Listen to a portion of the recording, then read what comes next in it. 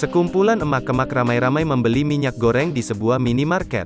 Momen itu terekam kamera dan viral di media sosial, diunggah salah satunya akun Instagram @andreli_48, Rabu, tanggal 16 Februari tahun 2022.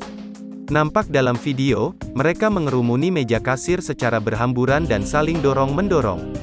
Mereka berlomba-lomba memberikan uang pada karyawan minimarket untuk segera mengambil minyak goreng. Namun, salah seorang emak-emak menyeruduk meja sampai komputer kasir ikut terjatuh. Karyawan minimarket pun memperingatkan agar tertib dalam membayar, jika tidak maka tak akan dilayani. Meski sudah diperingati, emak-emak itu tetap berdesakan untuk membayar.